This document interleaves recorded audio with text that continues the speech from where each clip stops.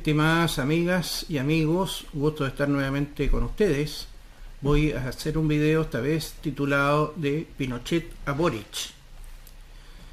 Quiero señalar que yo soy uno de los últimos sobrevivientes del grandioso, portaliano, patriota y histórico Partido Nacional. Y por ese motivo voy a seguir haciendo estos videos para dejar un documento histórico para las nuevas generaciones, porque es increíble cómo la historia de Chile ha sido ocultada o ha sido desfigurada, y precisamente por eso yo hice el video de 2 horas sobre Allende, y voy a hacer también un video de 2 horas sobre Pinochet, como le digo, con el objeto de dejar un documento para las nuevas generaciones. Les voy a presentar ahora un conjunto de videos antes de iniciar la exposición que hablan o muestran asesinatos cometidos en Iquique por extranjeros. En estas chozas en pleno desierto y cerca de Alto Hospicio, un comerciante de Iquique de 67 años de edad estuvo secuestrado, fue torturado y luego sus captores lo mataron, dejando su cuerpo en pleno desierto. Tremendo, tremendo. Eso debería venirse hace mucho tiempo porque acá hay muchas bandas. Malo, muy malo. Esa gente, no puede existir esa gente. La gente anda con pistolas, todos andan con pistolas saltando, entonces es terrible. Una situación que impacta, porque es un secuestro real, tan dramático como lo hemos visto en las películas. Incluso la familia fue extorsionada con crueles amenazas. Por las llamadas telefónicas que se recibieron exigiendo un rescate, por algunas imágenes que se mandaron de la persona que estaba secuestrada. El comerciante fue secuestrado la tarde del jueves 6 de enero desde el centro de Iquique y horas más tarde comenzaron las amenazantes llamadas que buscaban dinero para su liberación, una cifra que no se dio a conocer. La PDI asumió la investigación para dar con la víctima y quienes lo mantenían cautivo. Se trabajó en forma permanente y sin descanso durante todo el día viernes, toda la noche y el día sábado, lo que permitió finalmente lograr la ubicación del lugar donde había sido mantenido la víctima y finalmente la ubicación del cadáver. Una realidad escalofriante en Iquique y que ahora tiene a las policías tras la pista de los secuestradores, que ya se confirmó serían extranjeros, aunque no se entregó una nacionalidad. Este es un hecho único hasta el momento. Esto no ha ocurrido con anterioridad. Yo creo que nuestra zona, nuestra región, es una zona que cada día se está transformando en algo más complejo desde el punto de vista de la criminalidad. Preocupación válida. En Iquique van 5 personas asesinadas en los primeros 11 días de enero y ahora se suma un secuestro extorsivo real con resultado de muerte que obliga a las policías a capacitarse. Próximamente van a venir de la policía de Alemania nuevamente y vamos a un intercambio derechamente en lo que se trata el crimen organizado y vamos a intercambiar información respecto a esto. El cuerpo del comerciante secuestrado aún permanece en el servicio médico legal para peritajes y su identidad ha sido celosamente guardada por la policía, aseguran, para no entorpecer la investigación. Un puzzle macabro que busca ser descifrado para encontrar a los secuestradores y así evitar que una situación similar se vuelva a repetir. Asesinatos ejecutados en la Araucanía por el terrorismo. El reconocido agricultor y creador de la Junta de Vigilancia Rural, Ercilla Coyipulli, Joel Ovalle, murió baleado esta tarde cuando llegaba a su casa en Angol. Claro, fue interceptado, esta es la información que tenemos hasta el minuto, por un grupo de personas que comienza a dispararle a su camioneta. Uno de los impactos le da en la cabeza. Ya estamos viendo a Fernando Reyes, quien se ha trasladado a este centro asistencial con toda la información. Fernando, tú con la noticia te escuchamos. Buenas noches. Sí, Iván, muy buenas noches, en vivo y en directo para todo el país, con esta verdadera tragedia que se ha desatado tan solo esta tarde aquí, muy cerca de la zona urbana de Angol, específicamente en una de las parcelas que mantenía aún este emblemático, reconocido agricultor de la zona, Joel Ovalle. Luego, las declaraciones del antiguo dirigente de Renovación Nacional, Harry Jürgensen, que actualmente es convencional sobre lo que está pasando en la convención. Hola, soy Harry Jürgensen, convencional constituyente del Distrito 25 de la región de Los Lagos. Hoy quiero hablarles de las votaciones en comisiones, que anuncian claramente la voluntad real de la mayoría de la convención. Revisemos algunas. 1. Se vota en contra del Estado unitario y a favor de un Estado plurinacional con 13 naciones. Una es la chilena, con la intención de instalar territorios autonómicos, sistemas jurídicos diferentes y un autogobierno y jueces propios para los pueblos indígenas. 2. Se vota en contra de los consejos regionales para dejar solo al gobernador en esa función y se crean asambleas, una para generar leyes regionales y otras para ubicarse en la cogestión ejecutiva. 3. Se elimina el Senado, sin reconocer su histórico y valioso aporte legislativo, porque seguramente pesa más el hecho que hoy, ahí en el Senado, las fuerzas políticas están empatadas y eso no ayuda a los planes de la refundación total. 4. Se vota en contra de la libertad económica, escuche, en contra de la libertad económica y de la libre competencia, en contra de la propiedad privada asociada a normas constitucionales de expropiación, claramente para que el derecho de propiedad que se consagre sea relativo y no absoluto. 5. Se vota a favor de eliminar los permisos mineros, forestales y eléctricos que se encuentren en supuestos territorios indígenas ancestrales. La verdad que podría ser todo Chile, de acuerdo a la interpretación que los mismos pueblos indígenas le dan. 6. Se vota a favor de terminar con la independencia judicial y la inamovilidad de los jueces. Y se consagra un Consejo Superior que los evalúe, un Consejo Superior político que los va a evaluar políticamente.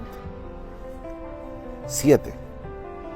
Se vota a favor del derecho de la naturaleza, dándole rango de sujeto de derecho que naturalmente se enfrentará al primer derecho humano, que es vivir de la y con la naturaleza, disponiendo el ser humano los recursos y anteponiendo la vida humana sobre cualquier otra. Lo que me llama la atención es que él se declare sorprendido cuando todos sabíamos lo que constituía esa convención. Y también videos que tienen que ver con los seres de luz que vienen desde Venezuela. Aquí estamos los venezolanos, ¿ves? Antes el ataque de los chilenos contra el refugio Lobito.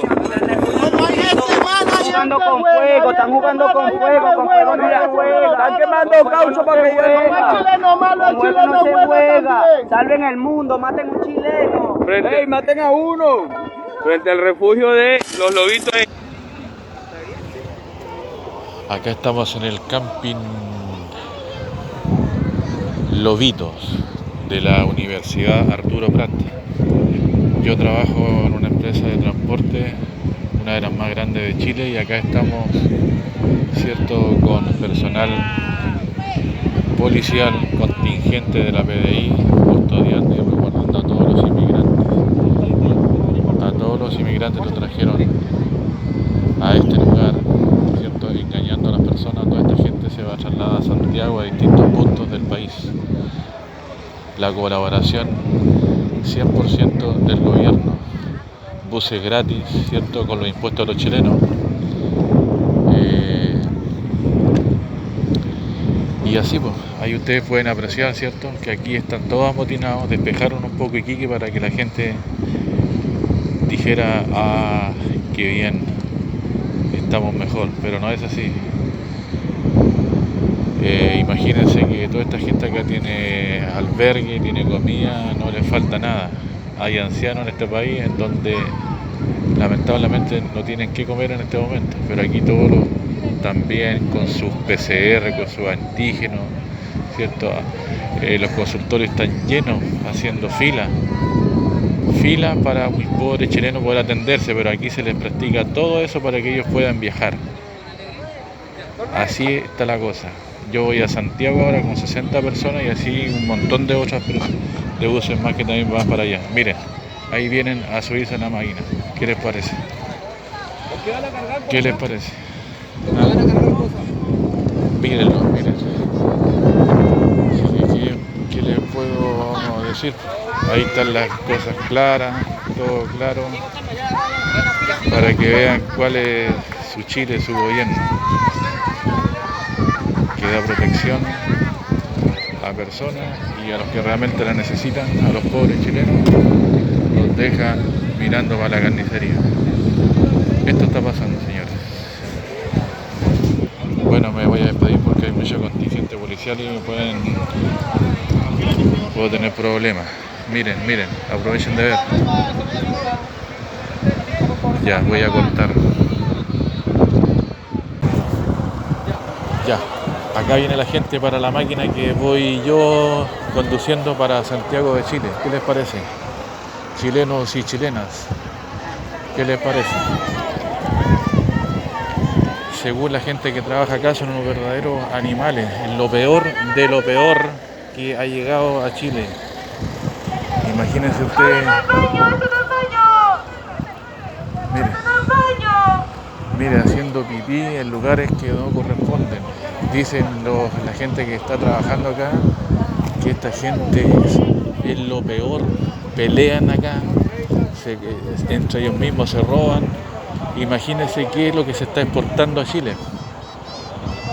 ¿Qué es lo que se está exportando a Chile para que usted, sus hijos mueran a manos de estos delincuentes? Porque dice la misma gente acá que del 100% de la gente que está acá, el 80% son puros delincuentes, se roban, pelean a cuchilla, hay arma acá, hay droga, imagínense.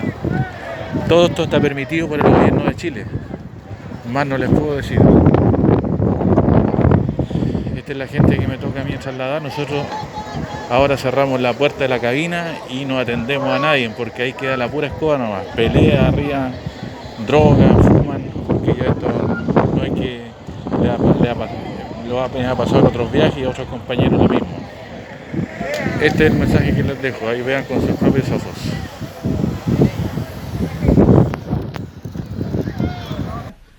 Y cómo las autoridades del gobierno, las autoridades políticas y la PDI están impulsando la invasión a Chile.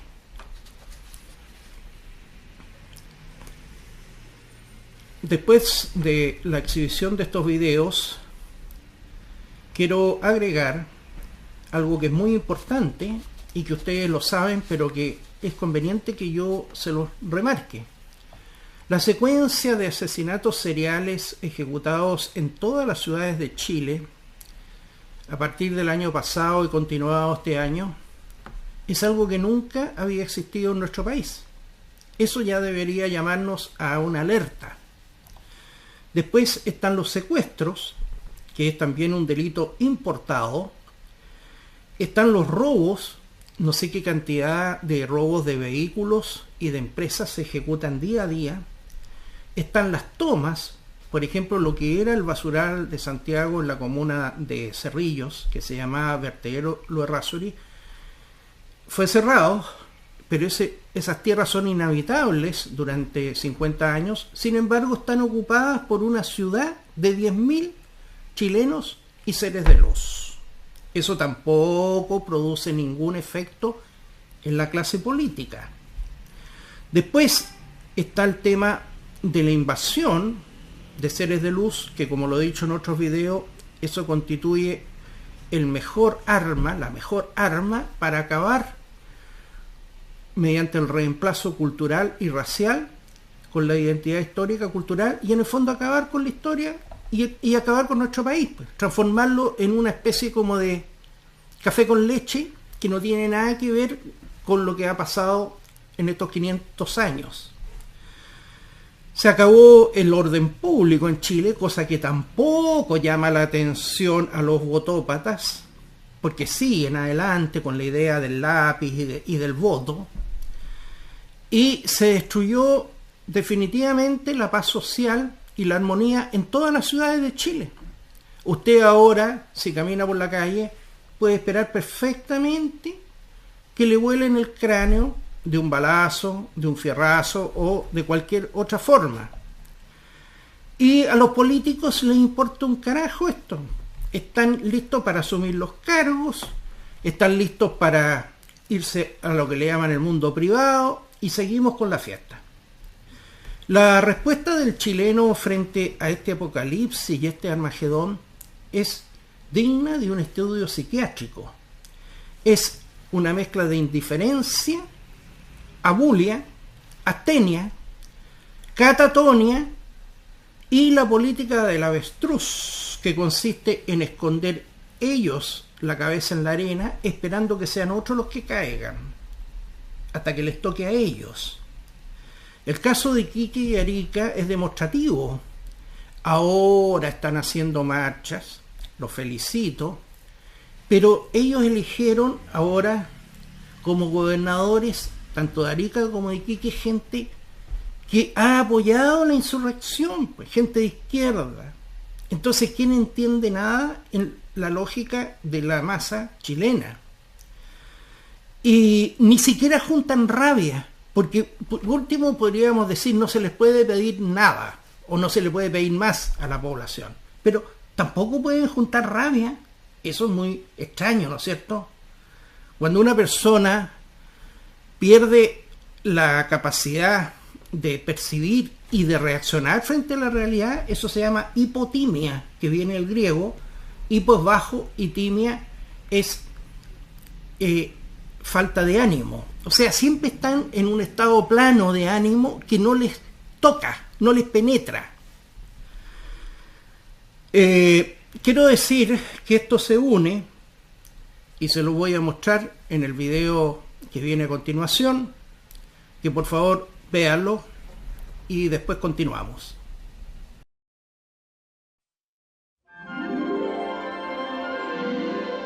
La isla de la fantasía, con la actuación estelar de Ricardo Montalbán.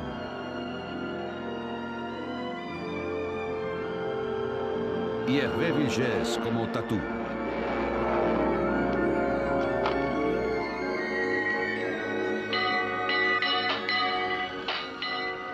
¡El avión! ¡El avión!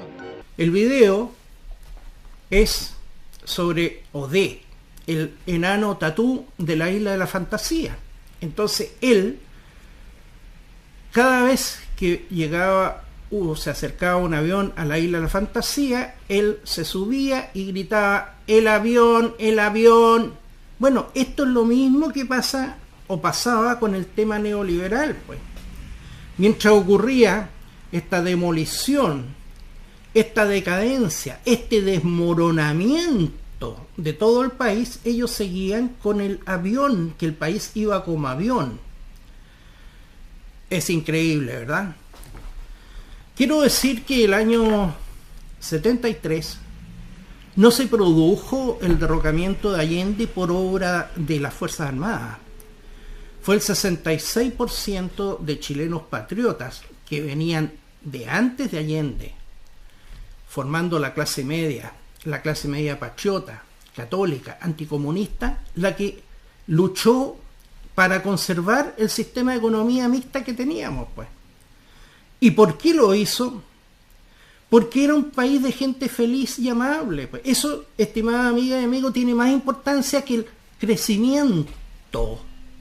¿Qué saca usted con tener crecimiento si usted tiene a la gente convertida en marxista, como ocurre hoy, o amargada o resentida? Quiero decir que dentro de la historia de una novela fantástica que han creado los pinochetistas, está la de decir que Pinochet era un hombre perfecto. Yo no le tengo odio a Pinochet, ni le tengo odio a nadie que yo analizo. Yo analizo las cosas en forma objetiva.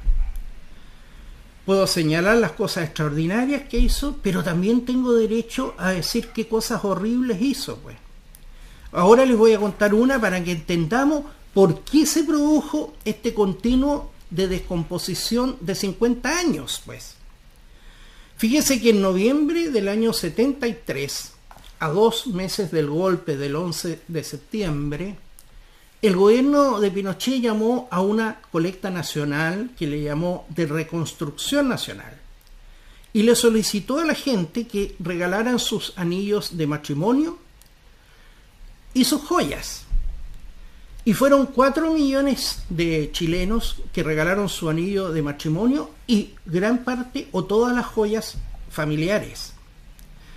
Y aquí pasaron 4 cosas insólitas, y por eso lo estoy recordando este hecho.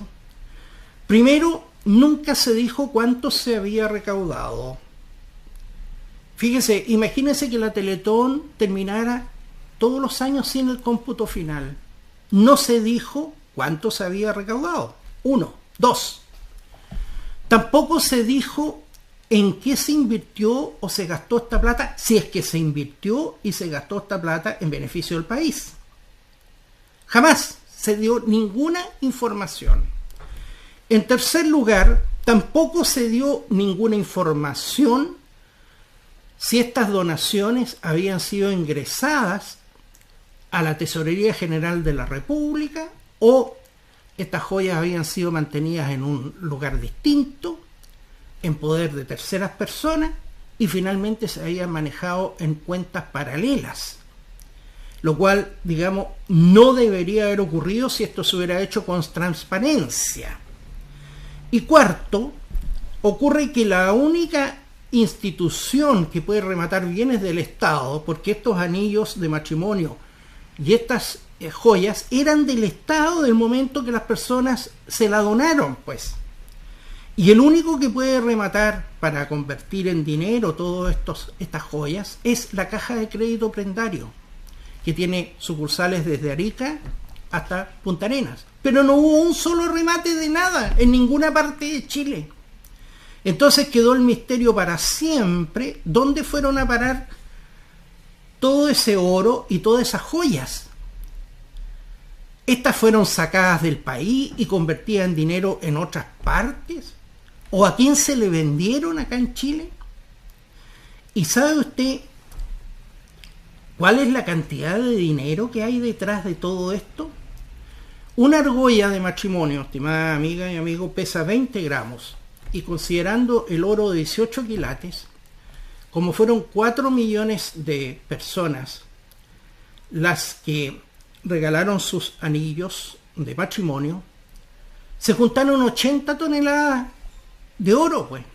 ¿Y sabe cuánto vale hoy 80 toneladas de oro? Le doy la cifra, pues. Vale 4.655 millones de dólares, de las cuales nunca hubo ninguna información hasta el día de hoy. Se me había quedado en el tintero un elemento muy importante en relación a las joyas de la reconstrucción nacional.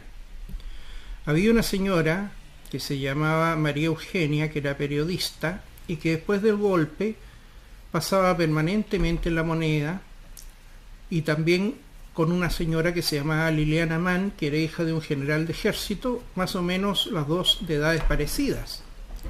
Entonces Pinochet designó a la señora María Eugenia embajadora de Chile ante la OEA. Y en una recepción de la Embajada de Chile en Washington, concurrió un almirante junto con su esposa. La esposa había donado para la reconstrucción nacional un zafiro que había pertenecido a su abuela, y a su vez la abuela lo había heredado de otras damas anteriores de su familia. Y en esa ocasión esta señora se encontró con la sorpresa que el zafiro iba sujeto con un prendedor en el vestido de la señora María Eugenia. Así que habló con su marido y se retiraron del lugar muy dolidos. Y esto se repitió en varios lugares, en distintos actos, recepciones o reuniones sociales, en que muchas de las personas vieron cómo las mujeres de generales o las esposas de distintas autoridades de gobierno ahora aparecían luciendo joyas que habían sido donadas para la reconstrucción nacional.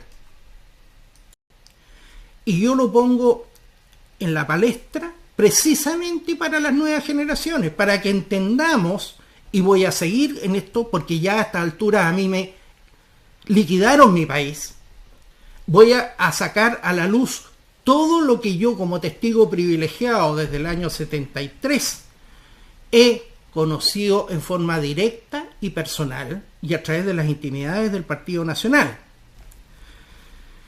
Pinochet apenas estableció su gobierno, estableció un gobierno muy particular. Había una persona, que era él, que era el presidente de la Junta Militar, el comandante en jefe del ejército, el presidente de la República y por lo tanto el jefe de Estado. Y resulta que la organización civil, formada especialmente por las mujeres, entre las cuales está mi madre como dirigente de la sección femenina del Partido Nacional, ellas fueron las que derrocaron a Allende, pues. Ellas arrojaban maíz a las puertas de los regimientos. Ellas hicieron la marcha a las cacerolas vacías. Y todo esto se organizó espontáneamente a lo largo del país porque la gente amaba a Chile, pues. No era como la gente de hoy, que era marxista y neoliberal. Y entonces eso hizo que vinieran los paros, las marchas, las huelgas, y ese gobierno colapsó. Sin embargo, el gobierno de Pinochet desactivó, desmovilizó y finalmente acabó con toda esta organización civil, que ha sido la organización civil más extraordinaria y la que salvó la patria. Todas constituidas en base a juntas de vecinos en cada barrio, en cada comuna, en cada ciudad y en cada pueblo.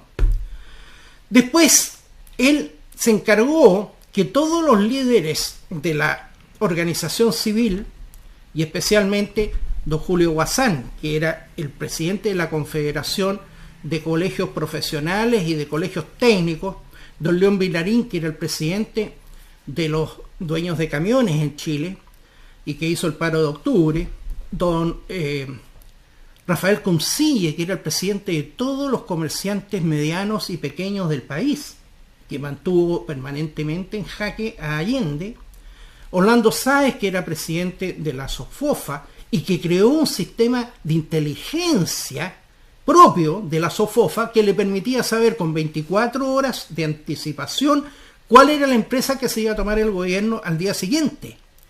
Y don Jorge Fontaine, que fue el presidente de la Confederación de la Producción del Comercio. Todos ellos fueron los líderes para la civilidad de la lucha de salvación de la patria.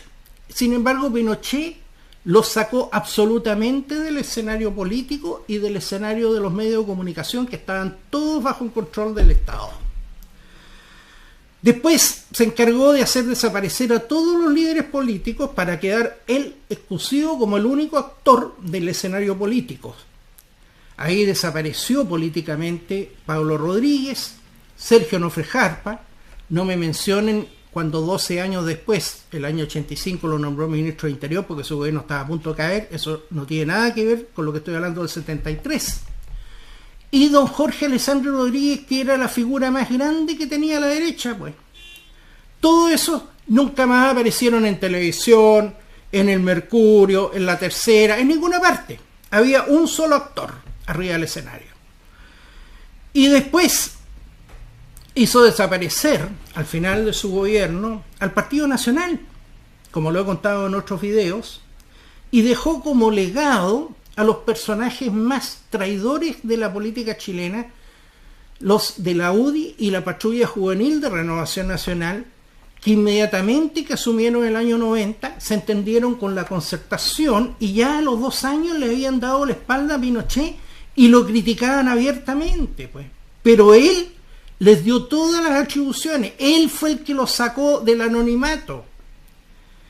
Entonces ya ahí comenzó el contubernio neoliberal marxista, formado por un lado por estos esbirros de Pinochet, seres que después demostraron que habían llegado a la política para enriquecerse, para usufructuar de la política, no por la patria, Y luego está paralelamente el tema de lo que pasó con el receso político.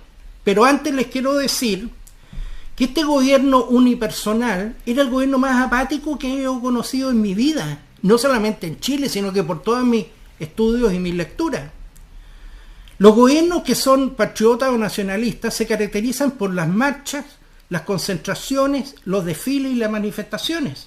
Aquí no hubo nada de eso. Aquí había estado de sitio, toque de queda, y en 17 años, ¿sabe el único concentraciones que hizo el gobierno militar? Una fue en agosto de 1983 y la otra fue en septiembre de 1986, 2 días después de que intentaron asesinar al general Pinochet en el Cajón del Maipo. Y resulta que, voy a dejar a un lado las concentraciones que hubo con motivo de los plebiscitos que hubo durante el gobierno, esas fueron actividades electorales, estoy hablando de manifestaciones propiamente tal.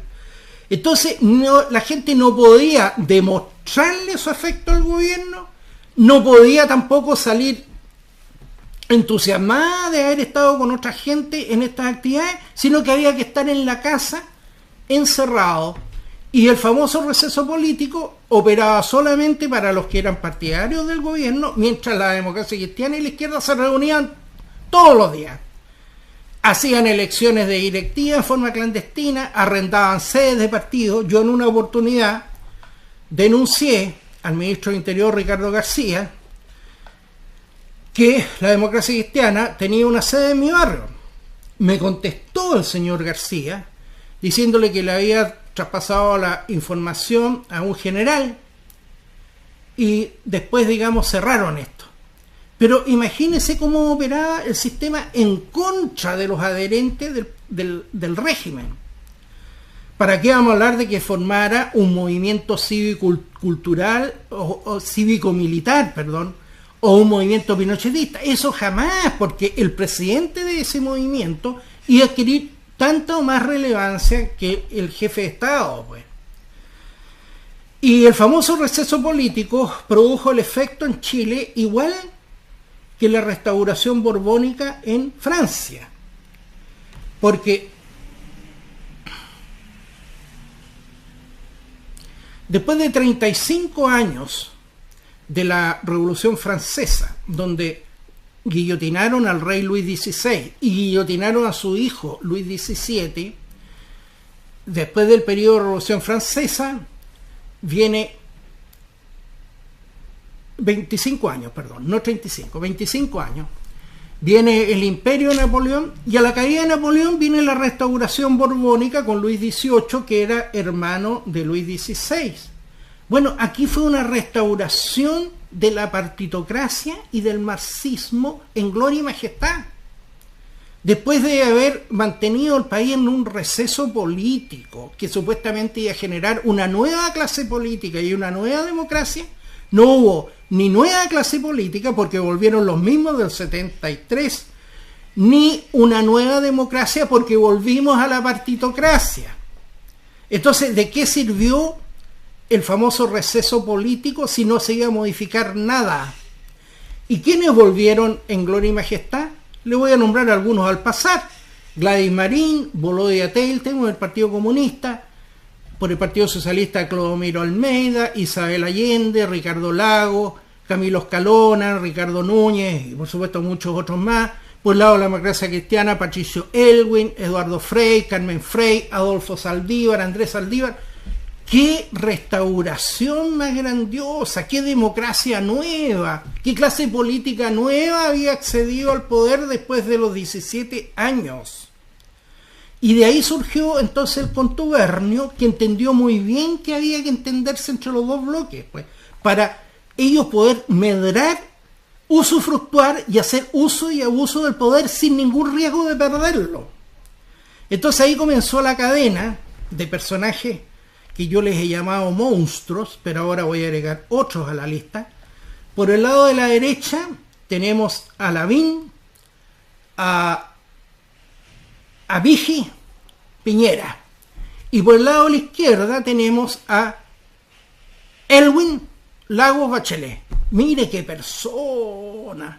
personas totalmente nobles, desinteresadas, patrióticas, que no se beneficiaron en lo más mínimo del punto de vista material y que no podían dormir pensando en el bien de los chilenos, pues.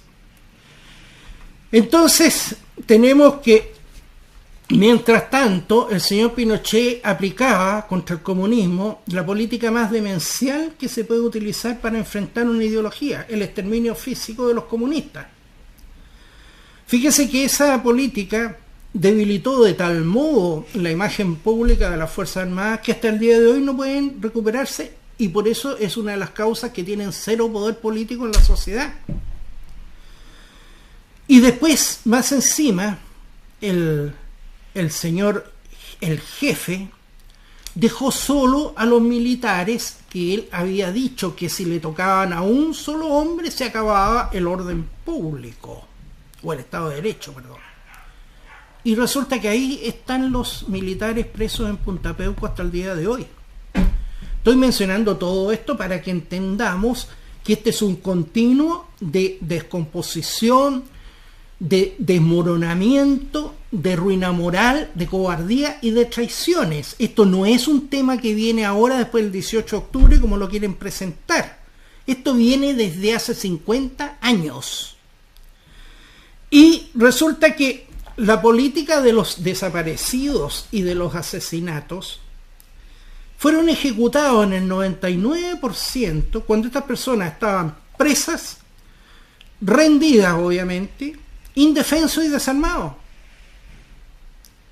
Eso yo no lo puedo apoyar bajo ninguna circunstancia, y por eso los países civilizados no practican ese método en contra del comunismo, porque lo harían crecer, lo convertirían en la mayor víctima de la sociedad.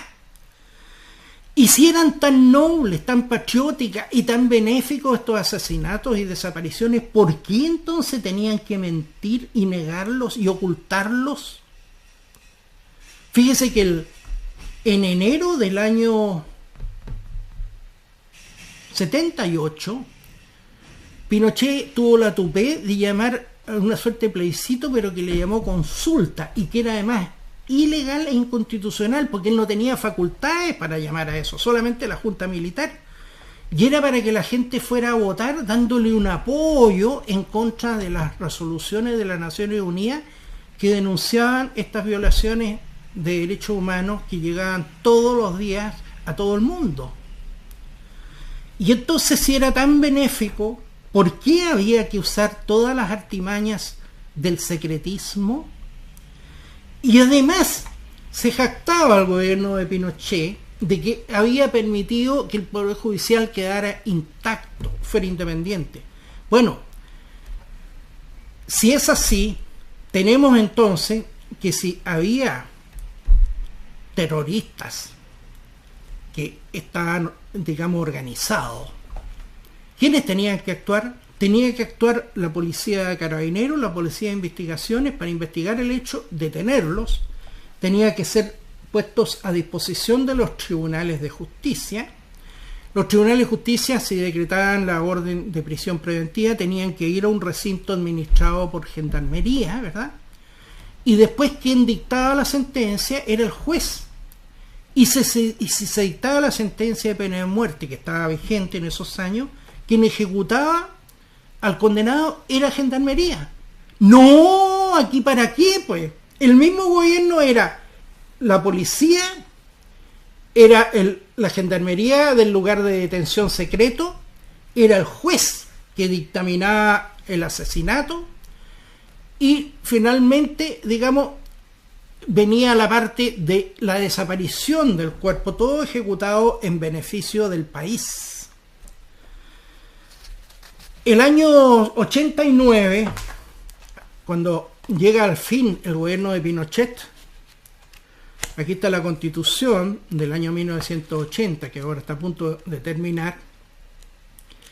Durante largos años se discutió acaloradamente en la Comisión Ortúzar sobre el hecho que no podían actuar en política los marxistas, porque pretendían destruir el sistema. Era absurdo que el sistema permitiera actuar a quienes iban a actuar para destruir el sistema. Y entonces, el 31 de julio del 89, el señor Pinochet llamó a un plebiscito y se incorporaron 54 reformas a la Constitución de 1980 y fue eliminado el artículo 8º que establecía la prohibición del Partido Comunista y de los partidos marxistas bajo el imperio de la Constitución del año 80. O sea, esto fue peor todavía, porque fue una relegalización del Partido Comunista. Y además, en ese plebiscito, incorporó en el artículo 5º, un inciso 2, que establece que forman parte de la legislación chilena, o sea, de la Constitución y de las leyes. Y después la Corte Suprema dijo que incluso estaban por sobre la Constitución los tratados internacionales, las resoluciones de las Naciones Unidas, los acuerdos internacionales. O sea, él incorporó a las Naciones Unidas a la legislación chilena y más encima con preeminencia sobre las leyes chilenas. Y esa fue la causa, y se los digo para que entiendan por qué están presos los militares de Punta Peuco, pues. Porque hasta ese momento regía el decreto ley de amnistía dictado por el gobierno militar el año 1978 y ahí quedó derogado de hecho, porque como regían ahora los tratados internacionales de derechos humanos, esos delitos eran inamnistiables e imprescriptibles.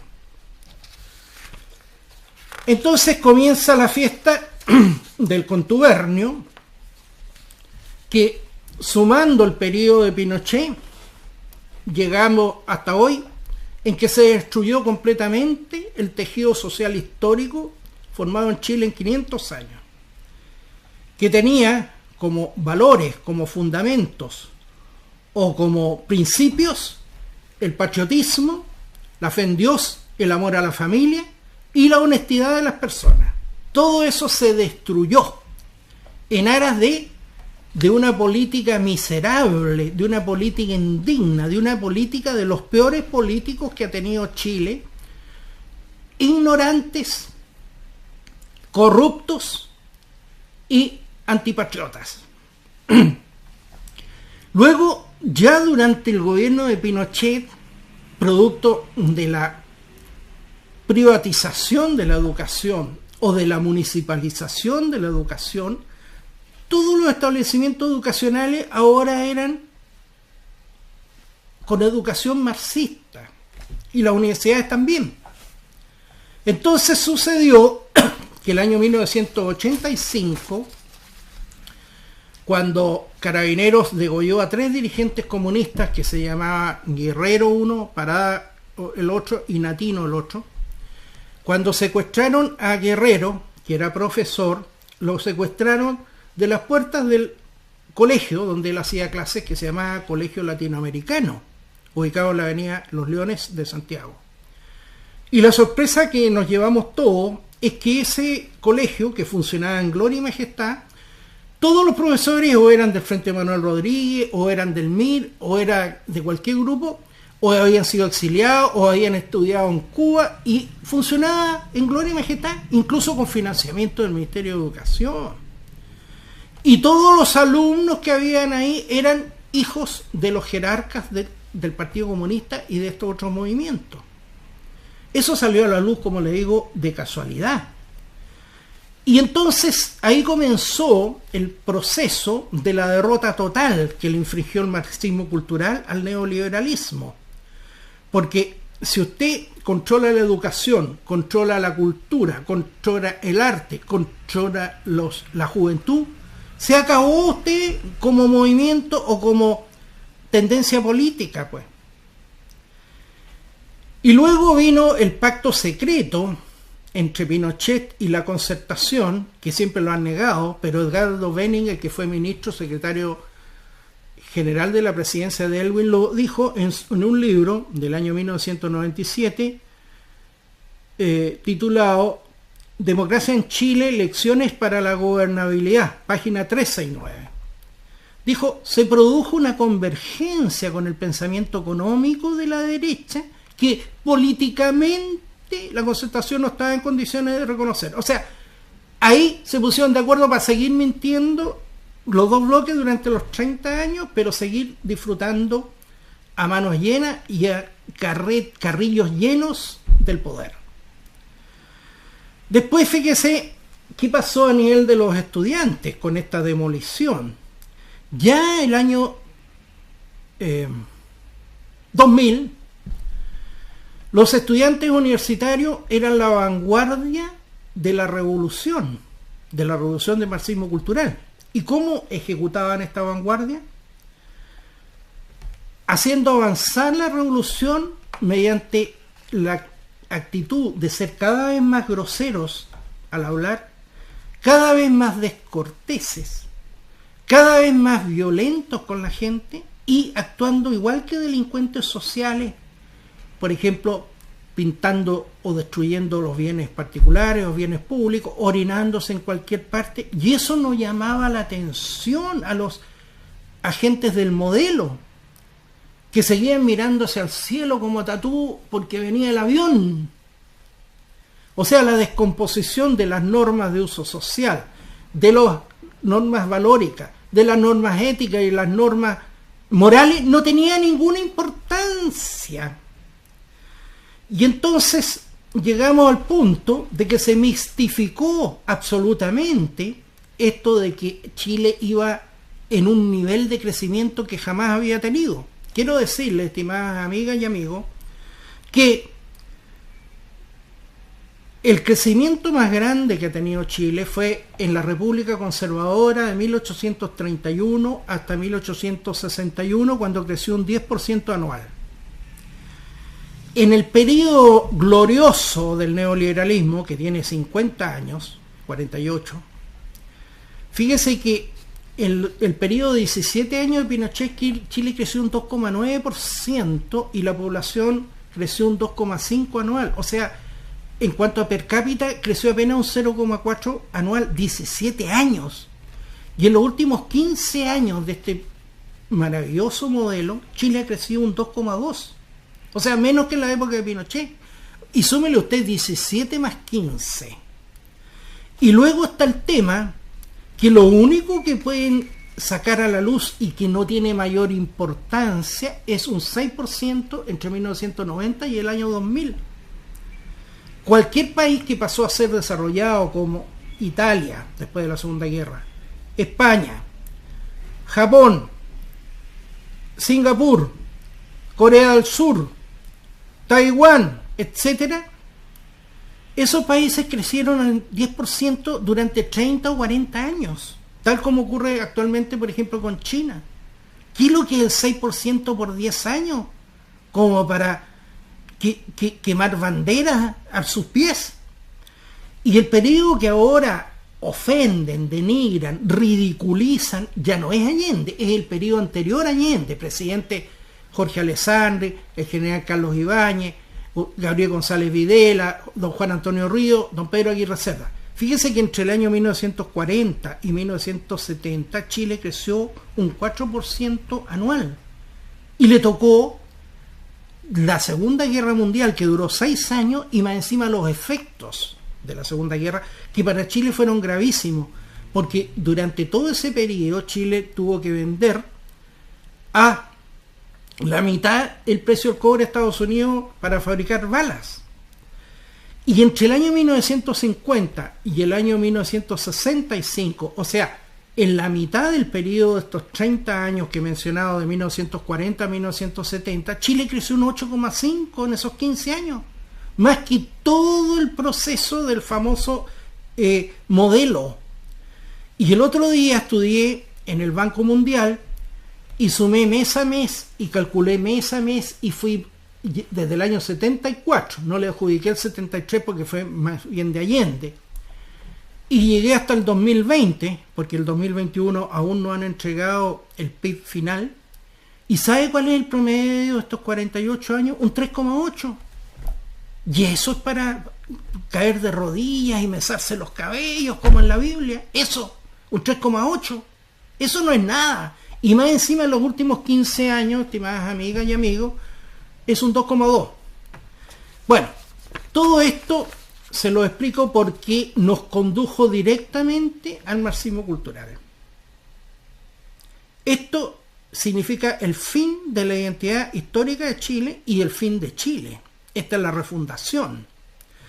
Porque usted comprenderá que Carlos Marx dijo que la historia, el motor de la historia era la lucha de clase. Hoy por hoy, el marxismo cultural no considera la lucha de clase, sino que el resentimiento histórico, fomentado y alimentado día a día, igual que uno quiera. El resentimiento de los indios frente a los blancos, el resentimiento de las mujeres contra los hombres, el resentimiento de desvalorizar al chileno y homenajear a los seres de luz, y toda esa política de guerra, porque eso es una política de guerra, nunca fue enfrentada y al contrario fue apoyada por el neoliberalismo durante el contubernio.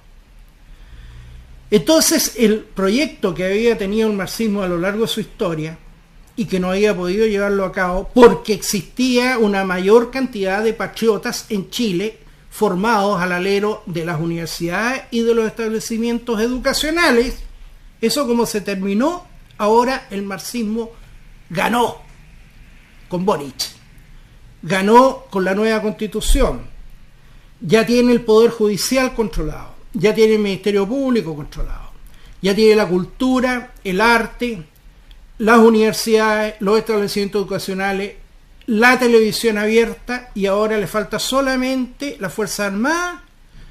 Incluso ahora les tocó a los jueces, ellos que han sido los principales impulsores del marxismo, el neomarxismo, el marxismo moderado, no sé cómo llamarlo, ahora les dijeron, se van aplicando la política del resentimiento histórico, ellos se van a vengar por lo que hicieron en la época de Pinochet.